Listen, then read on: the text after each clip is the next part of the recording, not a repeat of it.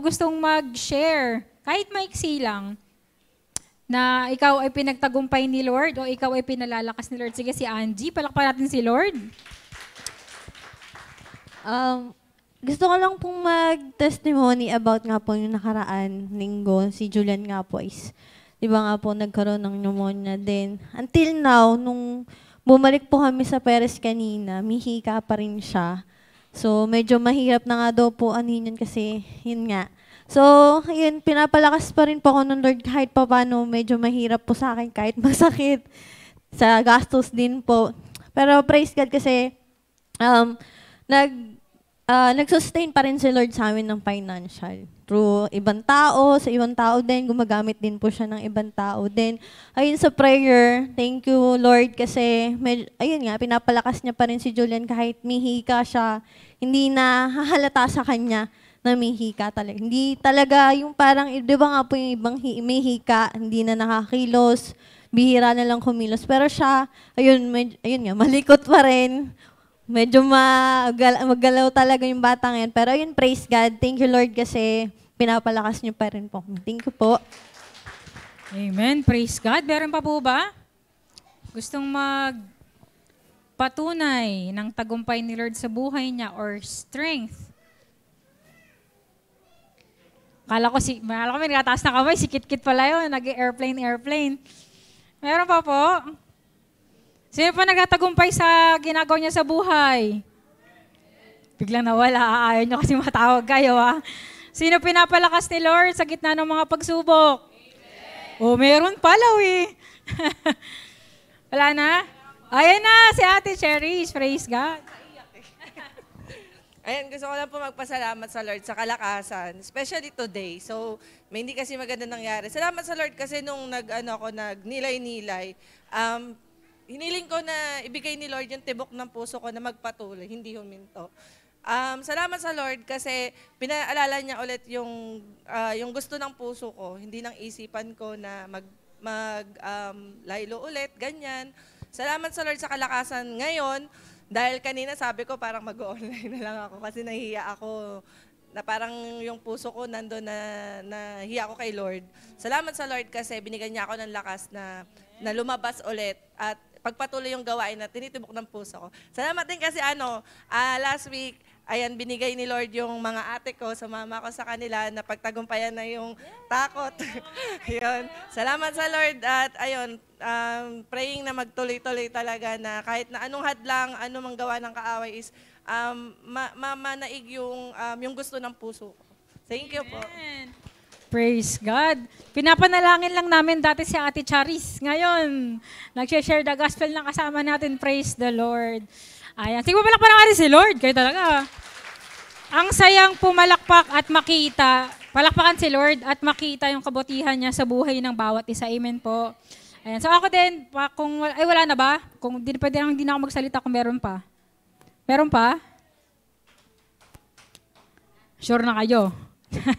Ay, sa mga nasa online po pala, welcome po. So pwede po kayong mag-comment kung meron po kayong mga testimonies kung paano kayo pinagtagumpay ni Lord or pinalakas ni Lord sa nakaraang linggo.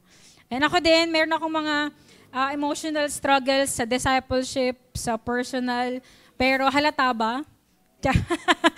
Halata bang may times na tayo ay nahihirapan, tayo ay napapagod, tayo ay nasasaktan, pero by the grace of God, by the strength of God talaga, that is in us, in me, personally, yung glory ni Lord, talagang napapalakas tayo. Amen? At tulad ng topic natin ng prayer and fasting, di halatang problemado ka, di halatang malungkot ka, di halatang nasasaktan ka, kasi yung kalakasan ni Lord yun na mag-magnify sa buhay natin. Amen po? Amen. So patuloy nating papurihan, palakpakan si Lord. Sige po. Tayo po tumayong lahat. At papurihan po natin siya sa ating pagsamba. Sige po, pikit po tayong lahat at tayo po ay manalangin. Pwede po kayo magpasalamat sa Panginoon with your own words. Kung di man kayo nakaharap dito, nakapunta dito sa harap, pwede po kayong magpasalamat kay Lord kung nasan kayo ngayon. Sige po, pray tayo. Pwede niyo pong bukayin inyong mga bibig. Hallelujah, Jesus. Hallelujah, Lord. Hallelujah, Lord, we glorify you. We adore you, Lord God. We praise your name, O Lord. Hallelujah. Dahil Lord, Ikaw yung aming tagapagligtas, hindi lang ng aming kaluluwa, Panginoon, pero whenever we are in danger, kami ay nasa kapahamakan, kami ay nasa problema, kami ay nasa bagyo, kami ay may pinagdadaanan, O God, nandyan ka to rescue us, O Lord. Thank you for being our Savior, O Lord. Hallelujah. Salamat, Panginoon, na hindi ka nagdadalawang isip na iligtas kami palagi, O God.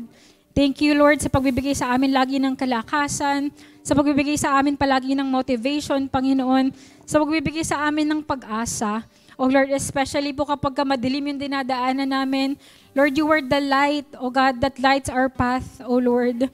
Hallelujah, kaya kami nakakalakad forward, Panginoon, kaya kami nakapagpatuloy, Panginoon. It's because of you, Jesus Christ. Hallelujah. Thank you, Lord.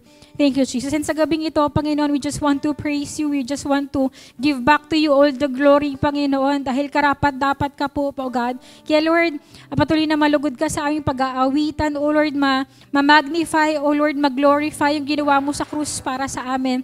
In Jesus' name. Holy Spirit, we welcome you in this place. O Lord, patuloy niyo pong ipakita sa amin si Jesus sa gabing ito, Panginoon. Help us to fix our eyes on Jesus, O Lord, the author and the finisher of our faith. In Jesus' name. Para, Lord, in these trying times, in these end times, O Lord, in these enduring times, O God, kami ay makapagpatuloy dahil nakikita namin yung aming tagapagligtas in glory, O God. Thank you, Lord. Hallelujah. Thank you, Lord. Sige po, patuloy tayong sumamba sa Panginoon.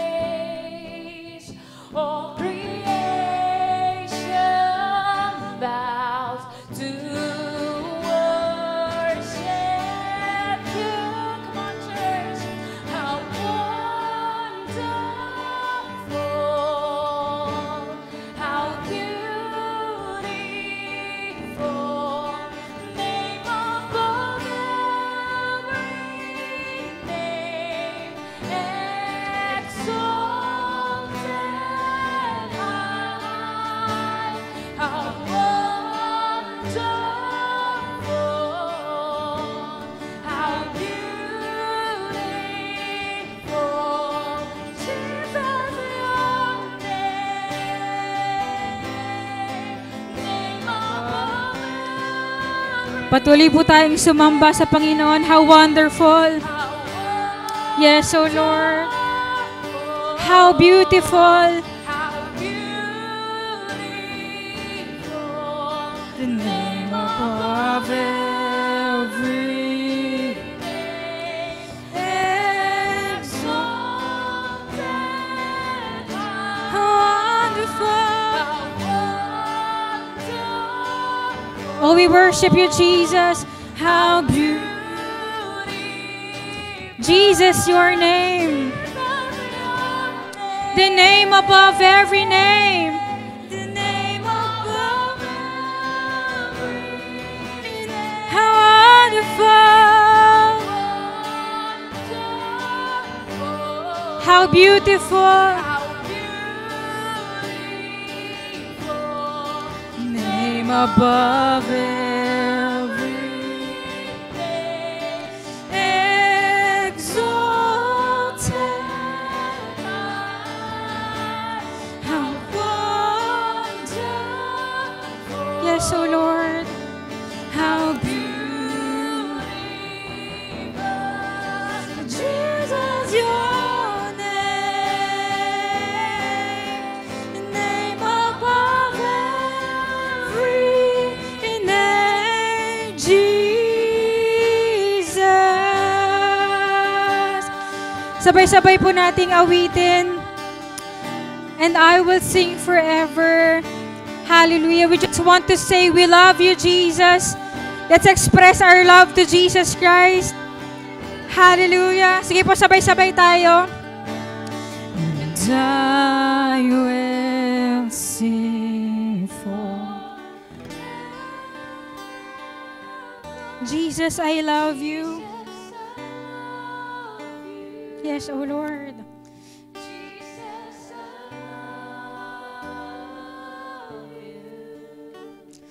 And I will sing for. Sige po, let's love Jesus through this song. Express po natin yung love natin kay Jesus. Yes, Lord, we love you, Jesus. I will sing, and I will sing for Jesus, I love you. Jesus, I love you. Minsan pa. And I will sing forever.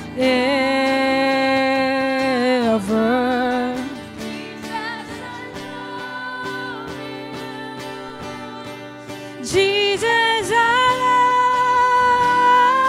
love you, and I will sing. Yes, Lord, we will sing forever, oh God, that we love you, Jesus. Jesus, I love you. Jesus, I love. How wonderful, how wonderful, how beautiful.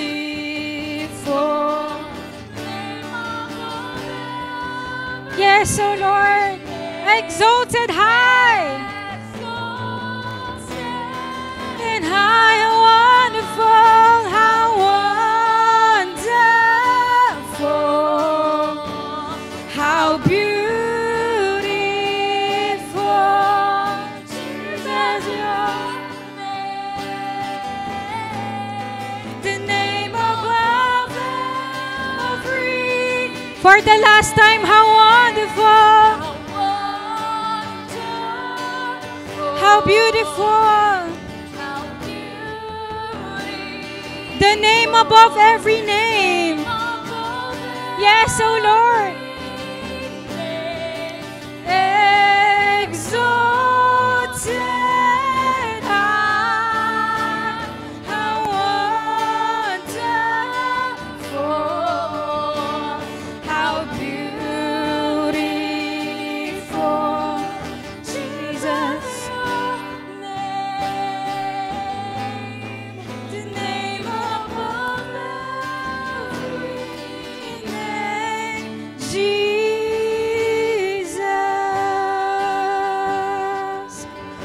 we glorify your name, Jesus. Jesus, your name. The name above every name.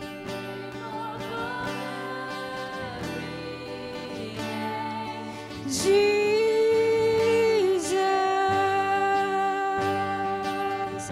Hallelujah. Minsan pa po, Jesus, your name. Jesus, your name. The name above every name.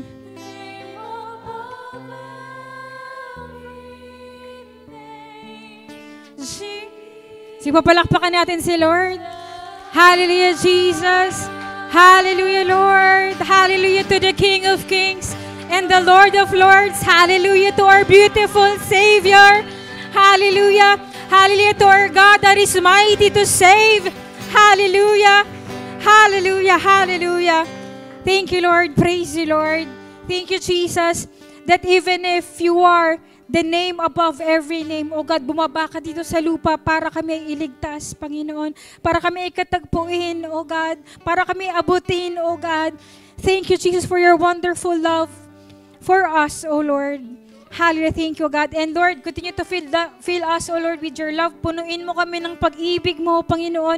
And I pray na dumaloy ito sa amin. O God, maging vessel of love, of grace kami, Panginoon, habang kami nandito sa lupa, O God. In Jesus' name, Lord, continue to equip us tonight, O Lord, para lalo po kami maging ilaw at asin ng sanlibutan. Thank you, Lord. We ask you, Holy Spirit, na patuloy kaming samahan. Mag-minister ka po sa amin, Panginoon, sa magitan ng gawain ito. Ito po ang aming dalangin sa pangalan ni Jesus. Amen and amen. Sige, maaari tayong maupong lahat. Amen. Praise God. Sige po, okay na ba siya? Ayan, okay na siya. So, sa nalalamunan ko, medyo recovering pa po kasi tayo at napasubo tayo sa mataas na kanta. Pero, ayan, sige po, palakpakan natin si Lord sa buhay po ng ating magmi-minister ngayon. Ayan, so siya po ay walang iba. Galing po sa Primary 12 at galing po sa Ministry ng Children. Sister Rose Ann. Ayan, Roque. Sige po, palakpakan si Lord. Kaya talaga. Hello po.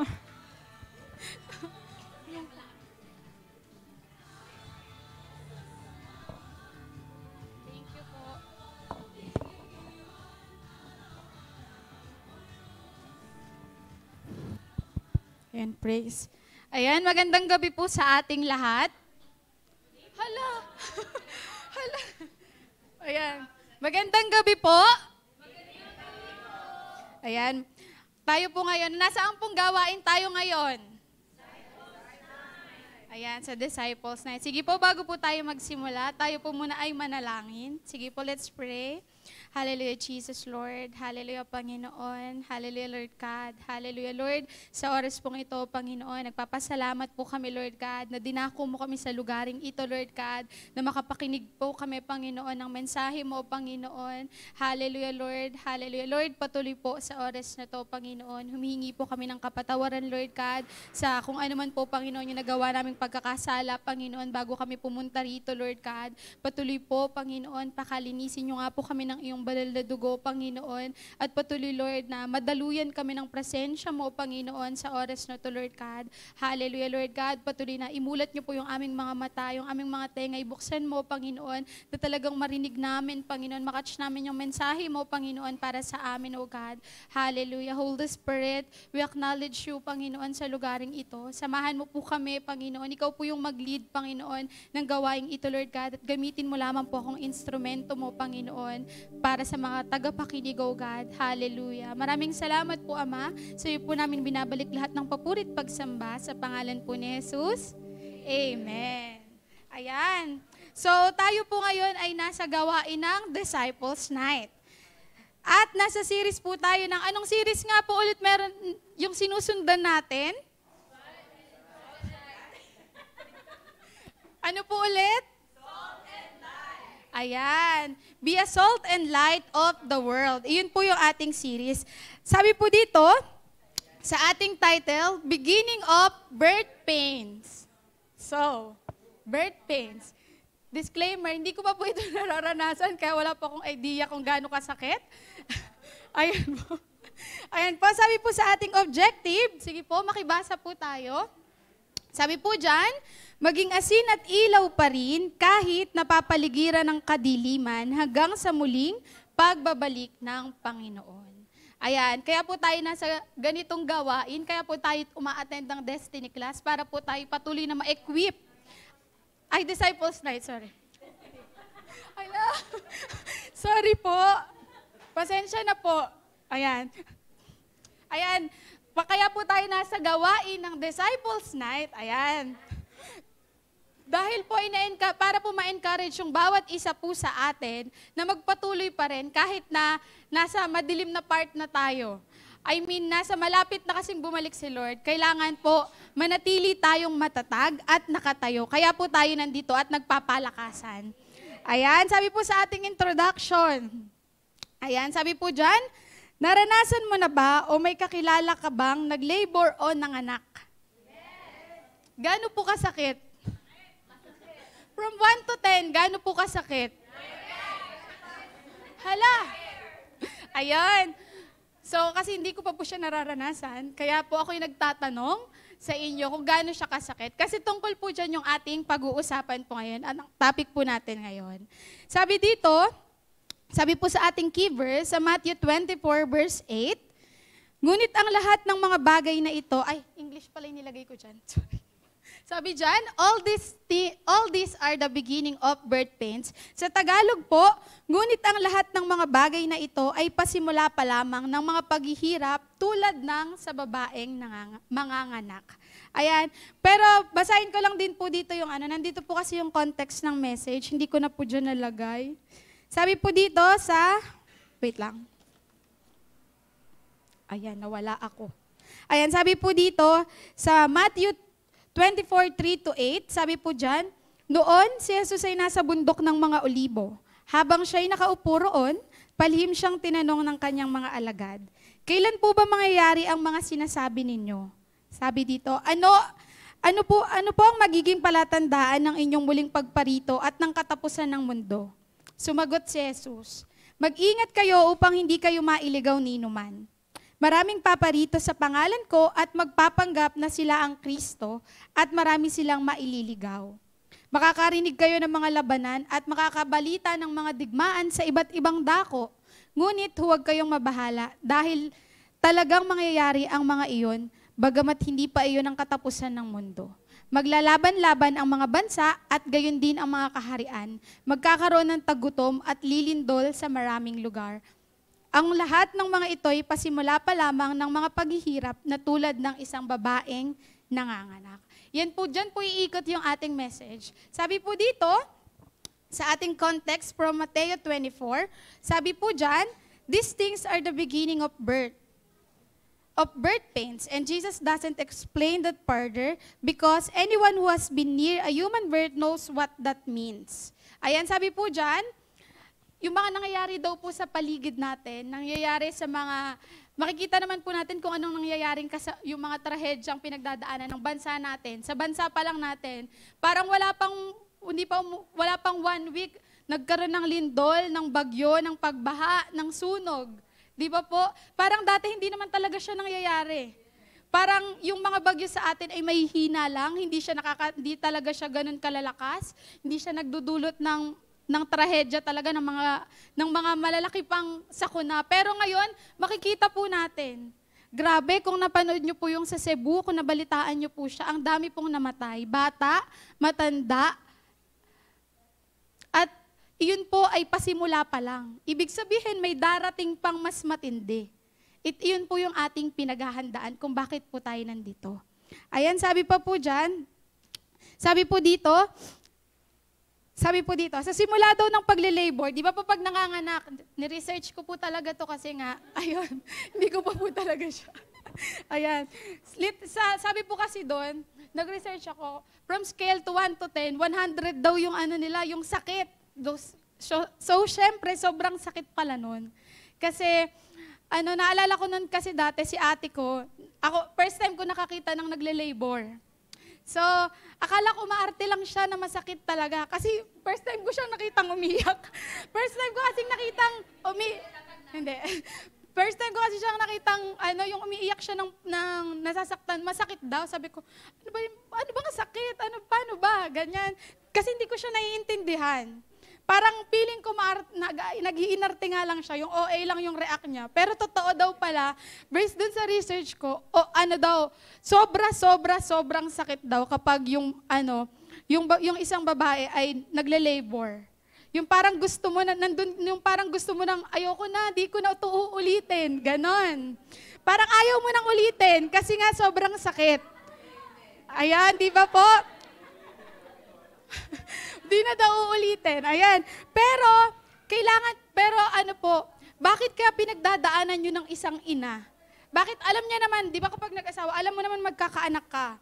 Alam mo naman na pagdadaanan mo yun, pero bakit dinadaanan pa din ng mga ina? Bakit sa kabila ng hirap, ng pagod, ng sakit, nandun pa rin, gusto niya pa rin pagdaanan yun?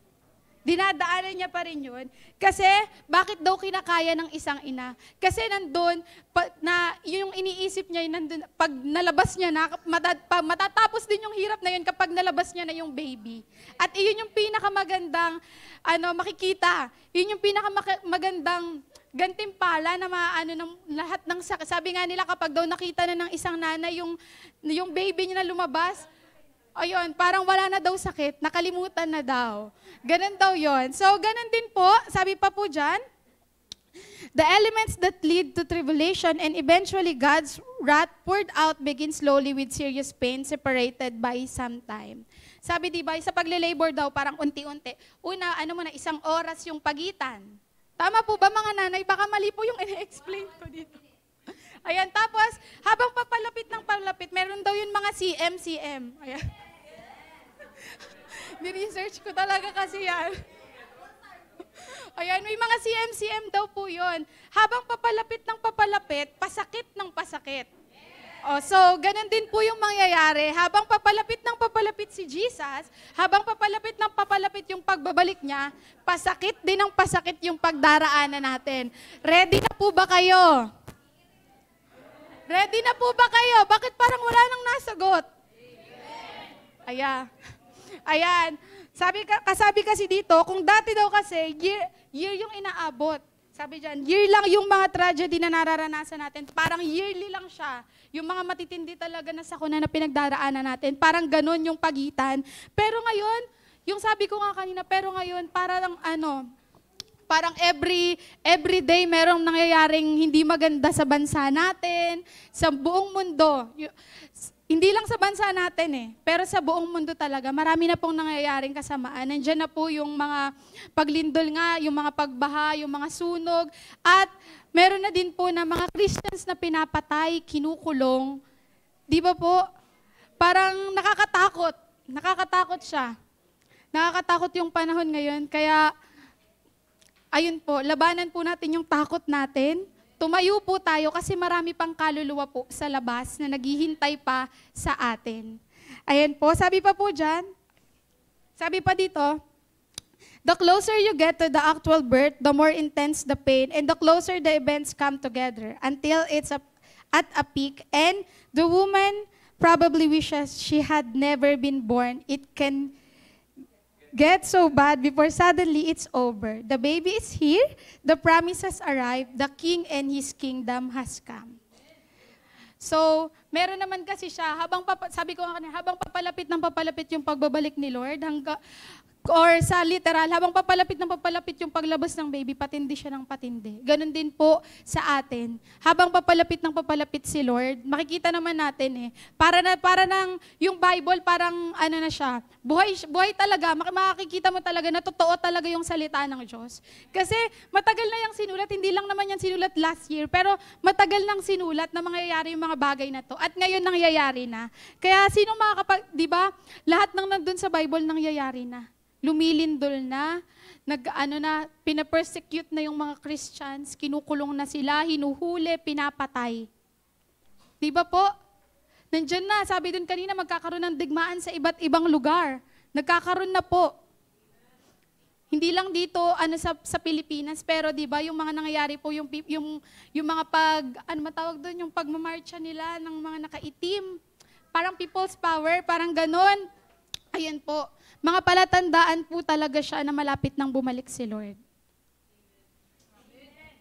Ayan, sabi dyan, at habang papalapit ang pagbabalik ni Lord, patindi ng patindi yung sakit. Patindi, ibig sabihin, yung ini-endure natin ngayon, ano ba yung nararanasan nating ngayon? Tinanggihan lang sa paghahayo. Ayan, tinanggihan lang sa paghahayo, di ba? Tapos ayaw niya na. Ayaw niya na agad maghayo, natanggihan lang. Napagsaran lang ng pinto, ayaw niya na. Umulan lang, ayaw niya na. Di ba po? Wala pa po yan. Wala pa po yan sa daranasin natin kapag bumalik na si Lord. Malapit na talaga tayo sa end. Kaya po, ine-encourage ko po yung bawat isa sa inyo na talagang magpakalalim sa Word, talagang lumabas sa comfort zone, at ihayag yung magandang balita. Huwag po nating hayaan na ikinikip lang natin yung ilaw natin. Di ba po? Lumabas tayo. Kasi, paano kapag, sayang naman yung ginawa ni Jesus sa cross, kung kung parang itatago mo lang, save na ako, okay na to. Pwede na po ba yun? Di ba mas maganda, ang madadala mo lang daw sa langit kapag bumalik na si Lord ay yung mga nahayuan mo, yung mga kaluluwa na disciples mo. Di ba po? So, lumabas po tayo. Huwag na po tayong mag-excuse kasi malapit na talaga. Malapit na si Lord. Ayan, sabi po dito, worth it naman daw po yung ating mga pagpapagal, pagod, sakit, rejections na natatanggap. Kasi sa dulo noon, nandun si Lord. Tsaka nakakatuwa lang isipin, haba kasing kanina, parang nandun si Lord yung parang chinichiri ka, go, kaya mo yan, malapit na ako. Ganon, yung parang ganon. Di ba kapag yung nanganganak yung isang tas nandun, go, push, parang man tawag doon? Chinichiri ka para mailabas mo, para hindi mo maramdaman masyado yung sakit. Ganon din daw si Lord, chinichiri niya tayo hanggang sa muli niyang pagbabalik na maging matapat at maging matuwid tayo. Okay po? Sabi po dyan sa ating application, sabi dyan sa number 1, endure the pain by being excited for what's coming. Enjoy daw natin yung pain. Masarap po bang enjoy yung pain? Sabi dito, tiisin ang sakit dahil may darating din na kagalakan sa dulo. Dahil tulad ng isang ina, nandun din si Lord naghihintay sa'yo. Ayan, excited siya na makita ka. Kaya maging ganun din tayo palagi. Huwag nating, nasaktan ako, okay na to. Ayoko na.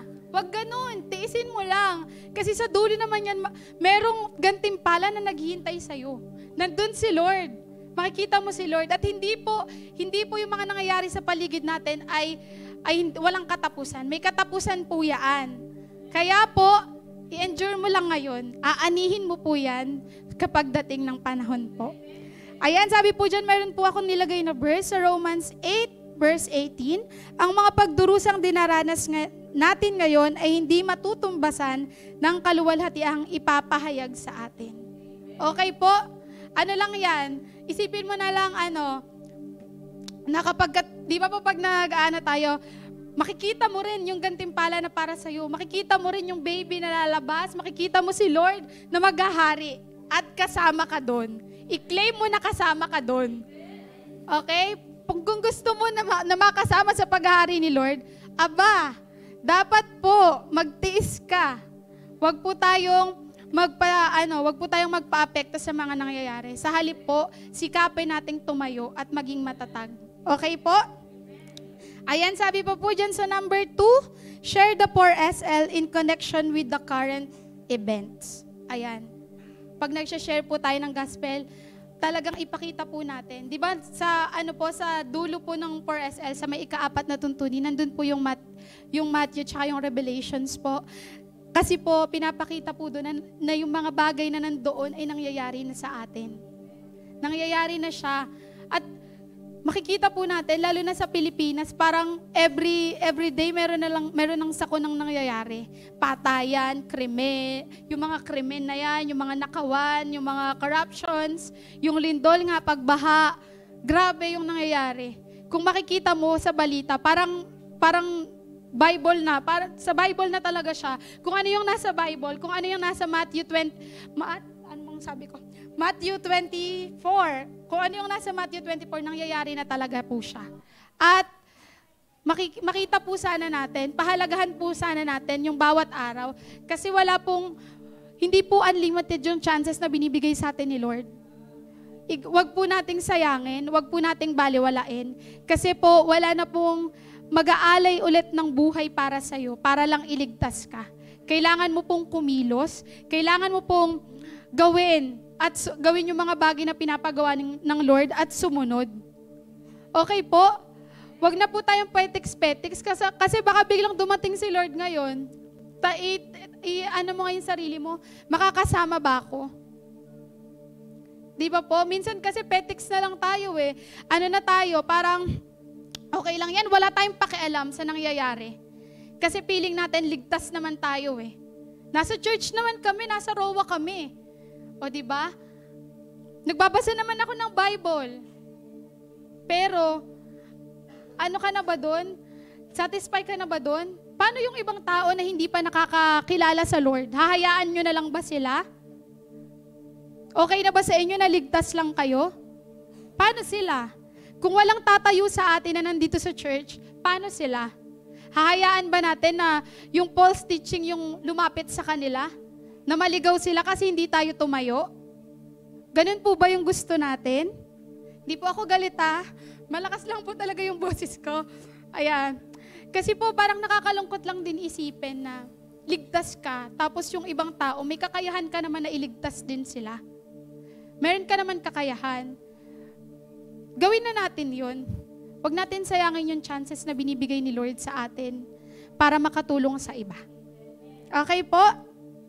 Saan na ako? Ayan, sabi po dito sa conclusion, last na po. Sa gitna ng lahat ng kaguluhan at paghihirap, huwag tayong panghinaan ng loob. Sa halip, magpatuloy tayong maging ilaw at asin, tumindig sa katotohanan, at manabik sa pagbabalik ni Jesus. Palagi po nating naisin na tumindig para sa katotohanan. Yes, hindi po siya madali. Hindi talaga madaling maging isang Christians. Sabi nga nila, boring daw yung buhay natin dito sa loob. Pero hindi nila alam, mas nakakaawa sila na nasa labas. Kaya po wag nating hayaan na para lang maging fit in tayo sa labas, gagaya na din po tayo sa kanila.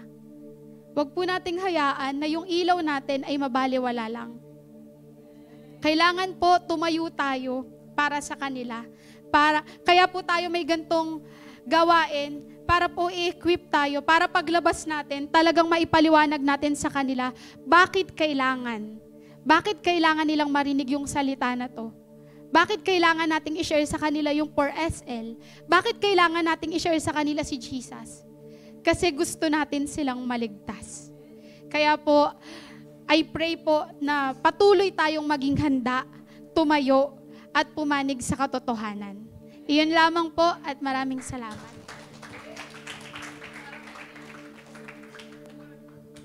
Praise God. Ayan. So, ano po ulit yung title natin? Ayan. Beginning of Birth Pains. Ayan. Katulad po ni Ate Rosa, hindi ko pa rin po ito naranasan. And I don't know kung darating yung panahong mararanasan ko to. Hindi naman dahil, pero kasi baka bumalik na si Lord, di ba? Dahil gano'n na tayo kalapit, so we do not know really ano yung pwedeng mangyari. Pwede bumagsak na lang yung mic. Pag kayo bumagsak yung mic, nasan kayo? Charot. Pero, ibig sabihin, gano'n tayo kalapit kay Lord. Amen? Gano'n kalapit yung pagbabalik ni Lord. Amen? And sabi dito sa text natin, ito ay simula pa lamang ng mga paghihirap. So meaning, simula lang pala to. Ibig sabihin, may hirapan ka pa. Tama. Alam niyo, ito yung problema. Sige, may tanong ako. Sino sa atin gustong maligtas? Sino sa atin gustong mag-suffer? Nagdalawang isip kayo, di ba?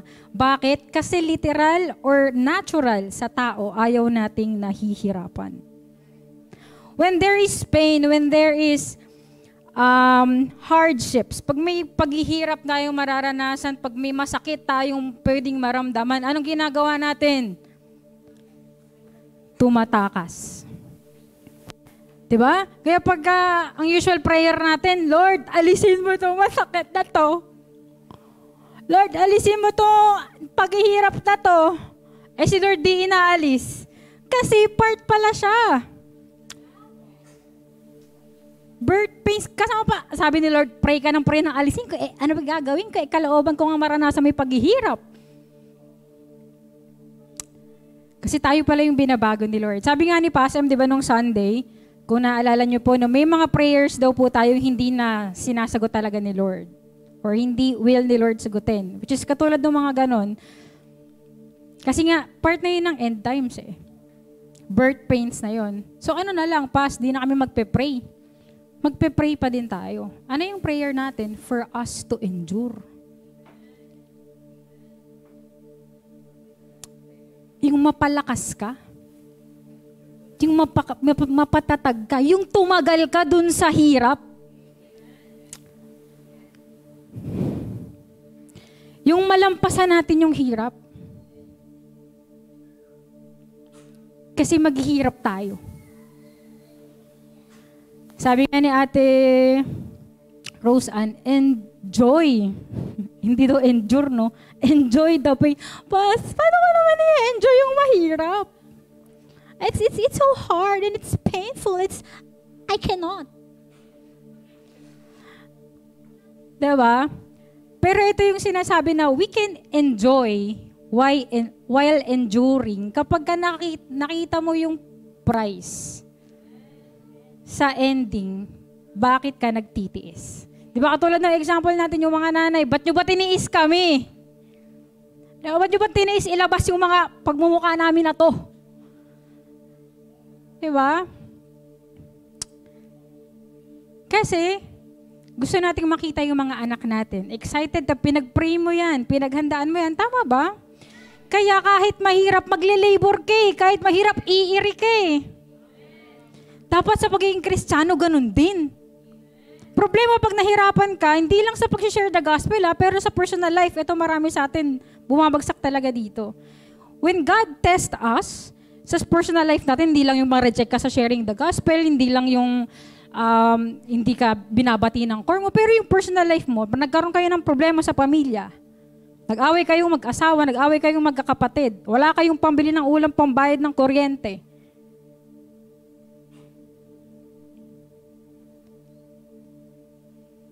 Ano yung ginagawa natin? Do we endure the pain? O Lord, teka lang alis muna ako sa'yo kasi may problema ako. Ayusin ko muna to. Ayusin ko muna yung sarili ko. Ayusin ko muna yung... Nagigets niyo yun? No, we forget that we are Christians. O nga pala, kailangan kong mag-endure. O nga pala. Nagigets niyo yun? Alam niyo, lagi kayo naririnig eh. Hindi ko po magawa kasi masakit. Hindi ko po magawa talaga yung sinasabi niyo kasi mahirap po talaga. Problema, wala akong choice. Wala kang ibang choice. Mahihirapan ka talaga. Kaya dapat tayong mag-endure talaga. Ito ay kung gusto mo lang namang manatiling tapat hanggang wakas. Kung ayaw mo naman, di huwag kang mag-endure, pwede naman yun. Ito ay sinasabi lang naman natin. Amen po ba? Ito ay nasa choice pa rin natin. Pero yun nga, ang ganda ng pangako ni Jesus. Sa Matthew 24:13, na sino man ang magtiis.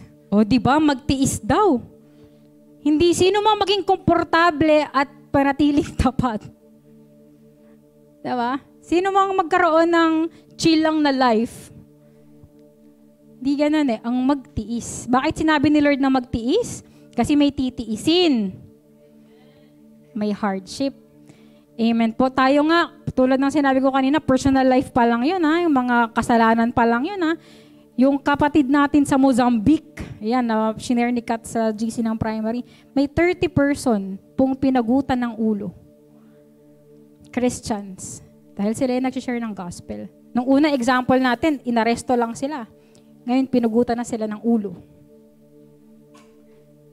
So magalak ka po kung ikaw ay pinapersecute. Maggalak ka po kung ikaw ay medyo nahihirapan. Amen? Kasi ibig sabihin, lumalaban ka pa. And we are in the end times, dapat talaga tayong nahihirapan. Amen po. Sino dito nahihirapan? Sinong hindi? Paki-question yung sarili mo. Joke lang. Baka pag di tayo kasi na-persecute or wala tayong, yun nga, hardships, baka wala tayo kay Lord eh. Kasi ito talaga yung will ni Lord. And ano pong gagawin natin while we endure? Ito na-receive ko to kanina. Paki-open po yung Hebrews 12 verse 1 to 2. While we endure, ito kasi ang hirap kasing magtiis eh. Tama ba? Kaya nga habang naghihintay tayo, especially pag nagtitiis, anong ginagawa natin? Kapag ayaw na nating magtiis, gagawin mo na yung solusyon sa sarili mong paraan para matapos na. Tama? Sa ending, mawala tayo kay Lord. Pwede namang hindi ganun. Pwede tayong mag-endure na manatili tayo kay Lord at ma-overcome natin ano man yung ine-endure natin. Paano natin gagawin yon? Ito, Hebrews 12:1.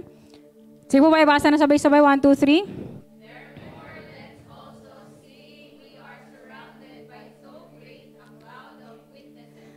Lay aside every weight and the sin which so easily entangle us, and let's run with perseverance the race that is set before us. Verse 2. Looking to Yeshua, the author and perfecter of faith, who for the joy that was set before him endured the cross, despising its shame, and has sat down at the right hand of the throne of God. Naintindihan nyo ba? Hindi ba? Alam niyo, ang ganda dito sa version ko sa ESV, pwede nyo basahin sa Bible nyo sa Tagalog. Sabi kasi dito, yung sa huling part ng verse 1, sabi, let us run with endurance the race that is set before us. Tumakbo tayo ng may pagtitiis dahil tayo po ay nasa race. At sa verse 2, sabi dyan, looking to Yeshua, looking to Jesus, the founder and perfecter of our faith. So anong gagawin natin habang tumatakbo at tayo ay nahihirapan para hindi tayo mag-give up? Fix our eyes on Jesus. Alam mo bakit hindi ka makapagtiis? Kasi nakatingin ka sa hardship. Nakatingin ka dun sa hirap ng buhay. Nakatingin ka sa sarili mong hirap na hirap ka. Ramdam na ramdam mo yung emosyon mong nasasaktan ka. But when we look to Jesus, makita mo yung ginawa niya sa cross, sabi dyan, looking to Jesus, the founder and perfecter of our faith, who for the joy that was set before him endured the cross. Pag tumingin ka kay Jesus Christ, makikita mo rin na nag-endure si Jesus. Sa krus ng Kalbaryo para sa atin. Diba? Anong gagawin nun sa atin? It will keep us motivated. Magiging motivated po tayong magtiis. Ano ba yung Tagalog ng motivated? Motivado. Ano ba yung Tagalog ng motivated? Sino makakaalam? Ma'am Angelica? Ano? Pressure? Hindi nyo na maisip. Okay, huwag natin siyang pressure. Nagigis yung motivation. Nagkakaroon ka ng rason. Ba't ka magtitiis? May goal ka. May dahilan ka. May purpose yung pagtitiis mo. Pag tumitingin ka kay Jesus. Amen po. So kaya pwede tayong mag-endure talaga na nag-e-enjoy ka. Kasi nakikita mo si Jesus sa dulo eh. At nakita mo kung paano rin nag-endure si Jesus Christ para sa atin. 'Di ba? Hindi natin mako-compare yung pagtitiis na ginawa ni Jesus para sa salvation natin. Amen po. Kaya worth it ba si Jesus pagtiisan din? Parang hindi naman. Worth it ba si Jesus pagtiisan din? Amen. Oo naman. Kung yung anak natin, diba? Tingnan nyo yung mga anak nyo sa mga may anak. Diba? Kung nakita mo yung worth it na pagtiisan, maranasan mo yung labor pain. Sa mga tatay, kung worth it yung anak mo na yan para ikaw, i-give up yung sarili mong dream, magtrabaho ka ng maigit, but ikaw wala ka ng tulog, wala ka ng pahinga. Worth it din si Jesus Christ. Amen po. Dahil una niyang ibinigay yung pag-ibig niya, yung buhay niya sa bawat isa sa atin. So iwanan ko kayo ng ganito. Mahihirapan ka. At hindi ko alam kung gaano ka-extent yun. Sobra kang mahihirapan.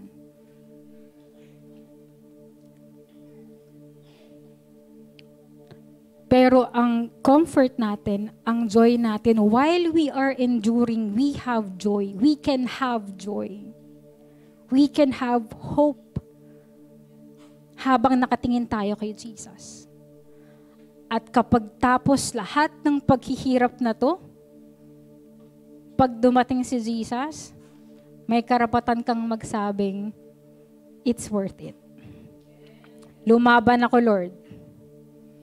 Worth it pala yung pinaglaban ko, Lord. Worth it yung paghihirap ko, Lord. Worth it yung mga tiniis ko, Lord. Kasi nakita natin, nakasama natin si Jesus Christ. Amen po. Sige po tayo po tumayong lahat.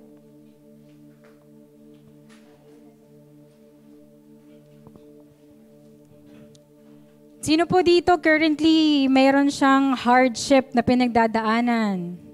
Discipleship man yan, personal life man yan, nahihirapan tayong mag-endure. Amen po. Na minsan, dahil sa sobrang hirap, no, talagang nawawala yung mata natin kay Jesus Christ. Pero alam nyo, ito na-reveal sa akin yung song, yung kantang to ay Matibay na Sandigan. Hindi ko kilala yung sumulat ng song, pero ang ganda kasi ng puso niya. Sabi niya, pipiliin ko ang magpuri sa iyo at magtiwala sa iyong kaparaanan. Sabi niya, pipiliin niya. Ibig sabihin, to endure and to stay talaga in the presence of God is a choice. At choice mo yun. Hindi ko yan kayang gawin para sa'yo. It is your choice. And ini-encourage kita na ngayon, kung hindi mo napipili si Lord palagi, gamitin natin yung kantang ito as commitment, as expression na Lord, pipiliin kita. Kahit mahirap. Kasi yung song na yan about endurance may sinabi diyang higit sa sitwasyon at suliranin. May sinabi siya diyang sa gitna ng bagyo. 'Di ba? So yung taong nagsulat nito talaga, nasa hardship siya Pero ano yung heart niya? Na Lord, sa gitna ng mga to, pipiliin kita. Sa gitna ng mga to, hindi ako susuko. Sa gitna ng mga to, aawit ako. Sa gitna ng mga ito, magpupuri ako. Nakita nyo yun? Hindi siya stressed while enduring. Hindi siya nakasimangot while enduring. Tayo kasi, hirap naman. Sa mga nakasimangot tayo, gets nyo yun? Pero siya, hindi Kasi yun nga, nakita niya na mayroon siyang matibay na sandigan at finix niya yung mata niya doon. And that is Jesus Christ. Kaya pwede din natin to i-worship and ipag-pray. And I pray na sa oras na to, mapili talaga natin si Jesus. And may we have the strength to endure. Magkaroon tayo ng kalakasan na magtiis hanggang sa wakas. Sige po, pumikit po tayong lahat. Tayo po yung muna yung manalangin. Lord, salamat po sa pag-stir up ng heart namin, O God, to endure. Lord, una sa lahat, patawarin mo kami kung hindi po kami willing mag-suffer para sa'yo. Lord, forgive us for our selfishness. Lord, patawarin mo kami kung may times na kami ay naging makasarili, na yung mga emosyon lang namin, yung naiisip namin, yung pakiramdam lang namin, yung naiisip namin, yung sitwasyon lang namin, yung nakikita namin, Panginoon, forgive us. Forgive us, Lord. And right now, O God, tulungan niyo po kami na magdesisyon na piliin ka. Una, Lord God, for our salvation, para kami ay manatiling tapat. Pangalawa, para magamit mo kami para sa ibang tao pa at makakilala din sila sa iyo. In Jesus' name. Sige po, kung tayo po ay nagde-decide, taas natin ang ating mga kamay at tayo po ay sumamba sa Panginoon.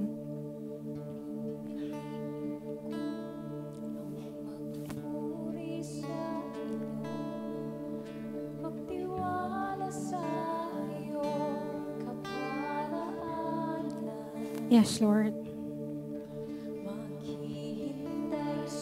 Yes, Lord.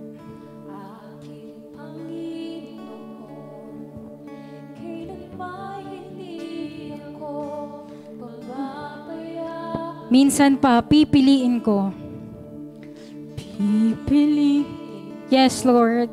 Ang magpuri sa iyo at magtiwala sa iyong kaparaan. Maghihintay ako, Panginoon. Yes, O Lord. Kailanman hindi ako iiwan. Higit sa sitwasyon. Suliranin ang iyong dakila. Sige po, let's worship. Sa gitna ng bagyo, aawitan sa lungkot at sa saya. Pupurihin kita, ikaw ang matibay na sandigan sa lahat. Minsan pa po, awitin natin, mabuti ka, O Diyos. Mabuti ka, O Diyos, sa habang panahon.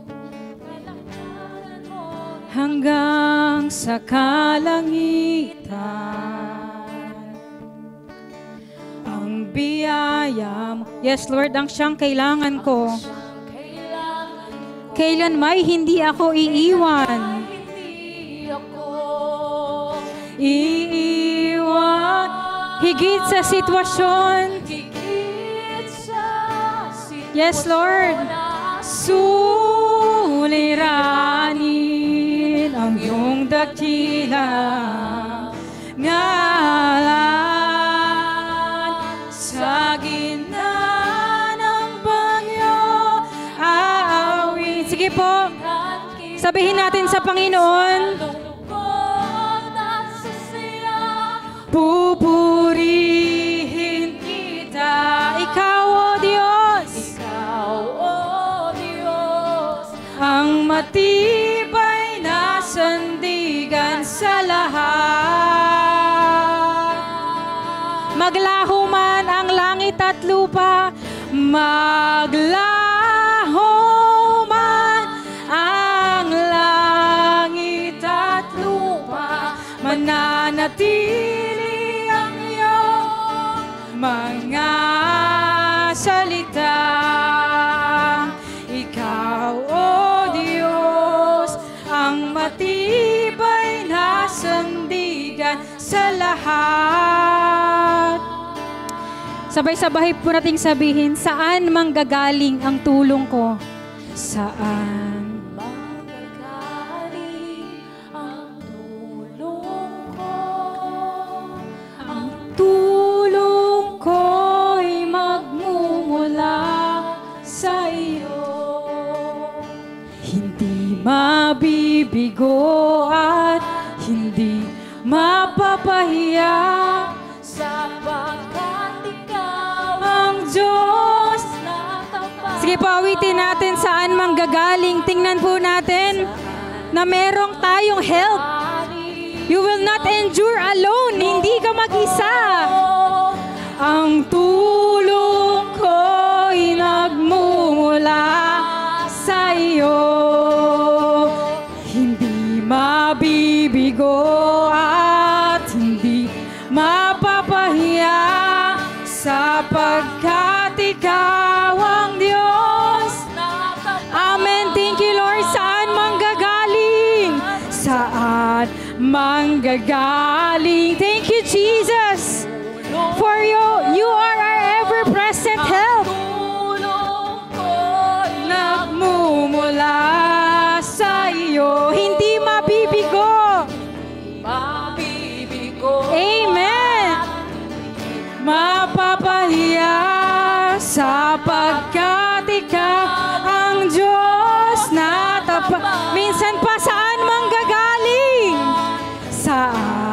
manggagaling ang tulong ko. Thank you, Jesus. Ang tulong ko'y Nagmumula sa iyo. Hindi mabibigo at hindi mapapahiya sapagkat ikaw ang Diyos na tapat. Sa gitna ng bagyo, sa gitna ng bagyo, yes, Lord. Pupuri. Sige po, awitin natin to as a decision to stay faithful at sumandal sa ating matibay na sandigan. Hallelujah. Maglaho man. Yes, O Lord. Maglaho man ang langit at lupa, mananatili ang iyong mga salita. Ikaw, O Diyos, ang matibay na sandigan sa lahat. Minsan pa po sa gitna ng bagyo. Yes, O Lord.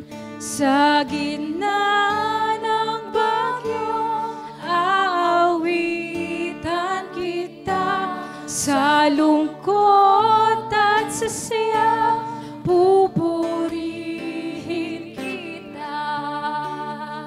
Ikaw, O Diyos, ang matibay na sandigan sa lahat. Maglaho man ng langit at lupa. Yes, Lord, mananatili ang iyong mga salita. At mananatili kami, Panginoon. Mananatili ang iyong mga salita. Ikaw, O Diyos, ang matibay na sandigan sa lahat. Amen, amen. Thank you, Jesus. Thank you, Lord. Hallelujah, Lord. Salamat sa muli niyo pong pagpapakita sa amin na, Lord, ikaw yung aming matibay na sandigan, na meron kaming tulong, na hindi mo kami iiwan, O God. Na sa kabila ng lahat ng hardships, O Lord, na dinadanas namin at pwede naming danasin, O God, kasama ka namin. Kaya Lord God, we can endure with joy, we can endure with hope, and we can overcome. Kaya naming manatiling tapat hanggang sa wakas, Panginoon, dahil ikaw ay kasama namin. Lord, I pray for everyone, Panginoon, physical and online. Help us, O God, to fix our eyes on you, Jesus Christ. In Jesus' name. Lord, tulungan niyo kami na every time na yung mata namin titingin sa tao, every time titingin kami sa sitwasyon, every time titingin kami sa sarili namin, sa emosyon namin, sa sitwasyon na kung nasaan kami, O God, Lord, remind us na ibaling muli yung aming mga mata patungo sa iyo. In Jesus' name, dahil nasa iyo yung lakas, nasa iyo yung kagalakan, nasa iyo yung pag-asa, Panginoon, nasa iyo yung patience, nasa iyo yung faithfulness, O God. Hallelujah, in Jesus' name. Lord, I pray na magkaroon talaga kami ng desire and firm decision, O Lord, to stay faithful. In Jesus' name. And Lord, habang kami ay nananatiling tapat, patuloy niyo po kaming gamitin bilang ilaw at asin, O Lord. In Jesus' name, hindi namin masarili yung kaligtasan na ito, Panginoon, pero maging vessel kami, O God, ng love mo and grace mo and salvation mo, Panginoon, sa ibang mga tao. In Jesus' name, Lord, makita nila yung buhay namin, kung paano kaming nag-e-endure, Panginoon. Maging ganon din sila, O Lord, in Jesus' name. In Jesus' name. And salamat, O Lord, I pray na hindi lang ka namin makita as someone na nasa cross, Panginoon, pero makita ka namin in glory, O God, yung nasa trono ka na, Panginoon, in Jesus' name. And I pray na yun po yung mag-excite sa amin, O Lord God, maging reason ng pananabik namin, Panginoon, dahil makikita ka na namin nang hindi na sugatan, nang hindi na dinuduraan, nang hindi na duguan, Panginoon. Pag makikita ka namin na nagniningning puting-putik, Panginoon, sa iyong kaluwalhatian. Thank you, O God. Help us to be excited, Panginoon, habang kami ay nag-endure sa lupang ito. Thank you, Holy Spirit, kasi alam namin na nandyan ka din, O Lord God. You will remind us, O Lord, with this word. Thank you, O God. Salamat, Panginoon. Patuloy na mapapurihan ka po sa buhay ng bawat isa sa amin. Ito pong aming dalangin sa pangalan ni Jesus. Amen and amen. Praise the Lord. Yan, sige po, so tayo po ay dadako sa ating equipping. So sharing po tayo. Ang sharing po natin ay, ang sitwasyon ay,